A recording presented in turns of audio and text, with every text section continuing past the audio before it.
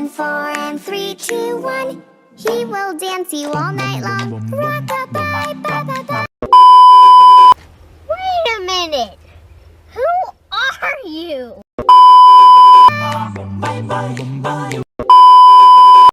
Oke.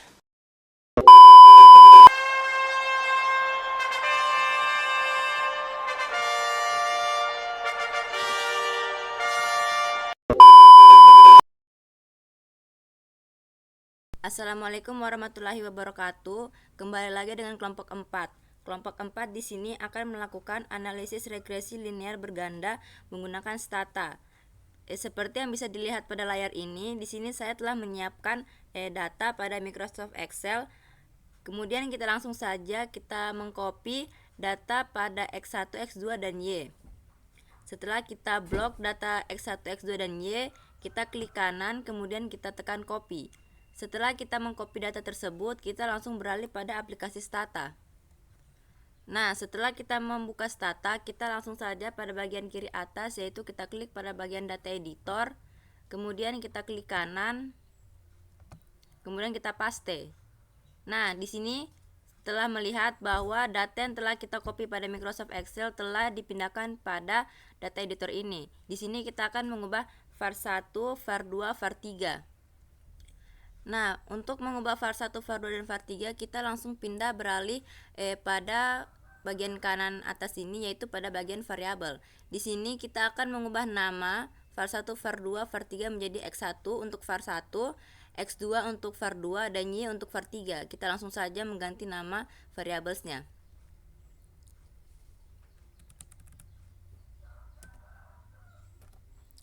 Nah, untuk nama label kita juga akan memberikan nama label yaitu pendidikan. Untuk var2-nya kita ganti dengan x2. Dengan x2 kemudian kita beri nama label juga. Setelah itu untuk var3. Nah, setelah kita mengganti nama variablesnya, di sini pada bagian kiri kita bisa lihat yang tadinya var1 menjadi x1, var2 menjadi x2, dan var3 menjadi y. Setelah kita mengubah nama variabel pada data editor ini, kita langsung beralih pada halaman utama Stata. Selanjutnya kita langsung saja untuk melakukan pemodelan awal linear berganda. Di sini kita bisa melihat pada bagian atas kiri, yaitu kita klik statistik, kemudian kita pilih linear model and relate, kemudian kita pilih linear regression.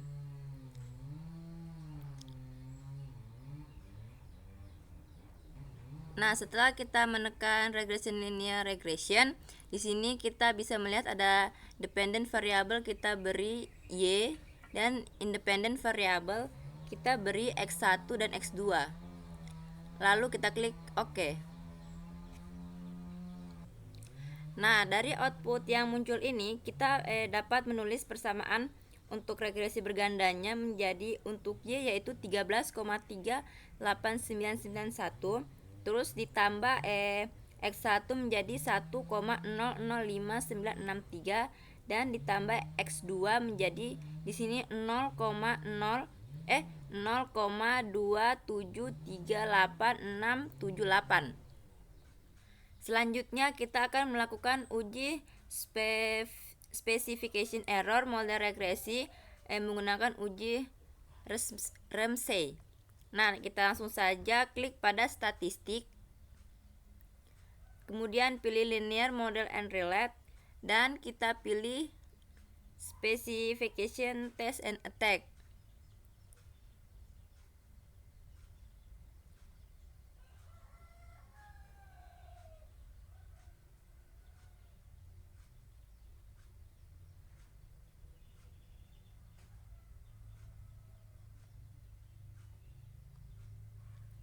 Nah, setelah muncul data seperti ini, kita pilih pada resmenya, yaitu langsung saja kita klik pada Ramsey Regression Specification Error Test for Omitted Variable.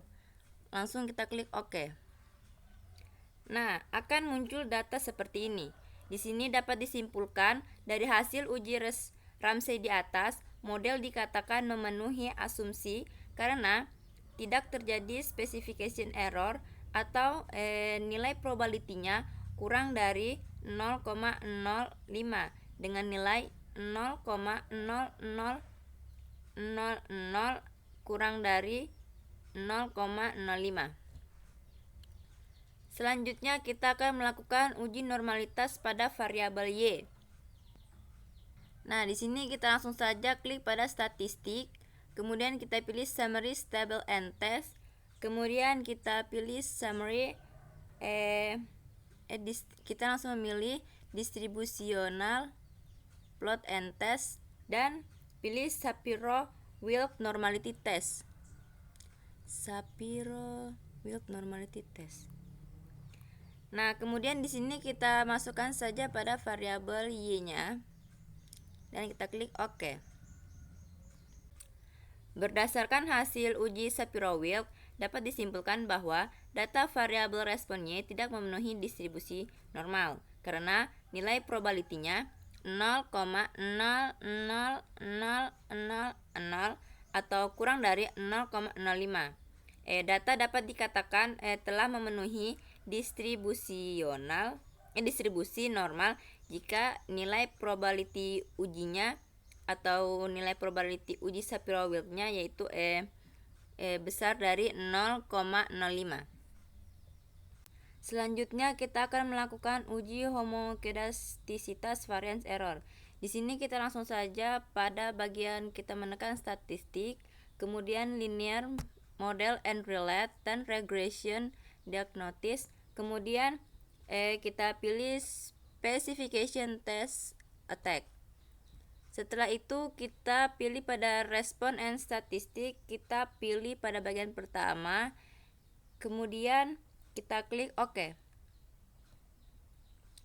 Nah, akan muncul data seperti ini.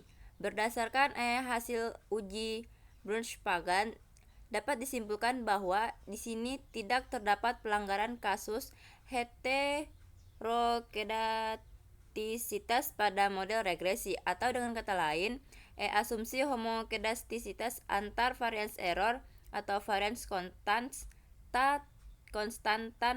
telah terpenuhi.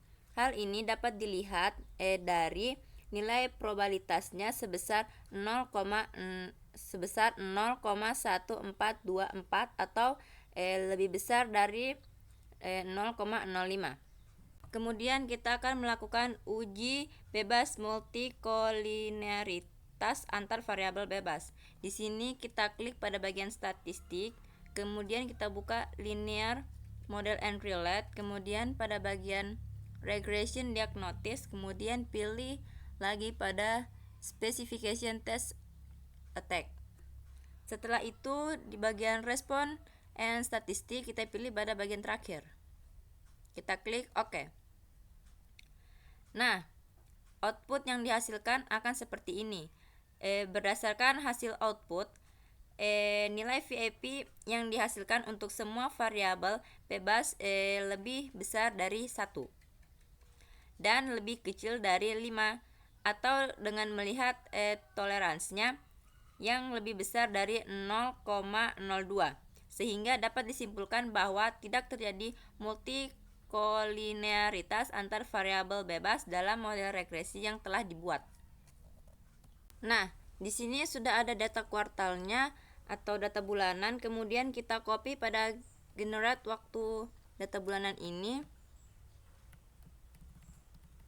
Setelah itu kita klik kanan dan copy. Kita kembali pada halaman stata. Setelah kita kembali pada stata, kita langsung saja akan mengpaste data bulanan tadi pada menu komen di bawah ini. Kita klik kanan dan paste. Setelah itu kita klik enter. Nah, nanti akan muncul seperti ini. Kita bisa melihat kembali pada bagian data bulanan akan muncul pada bagian di samping Y waktu bulan di setiap data.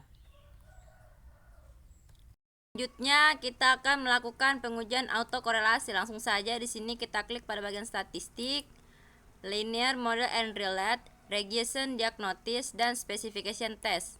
Setelah itu pada report and statistik atau subcommand kita scroll sampai ke bawah sampai menemukan kata Dubin Watson the statistic. Kita klik dan kita tekan OK.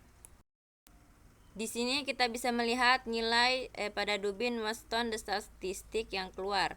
Untuk menentukan apakah ini terjadi pelanggaran atau tidak, kita bisa melihat pada tabel Dubin Watson. Jika telah melihat pada tabel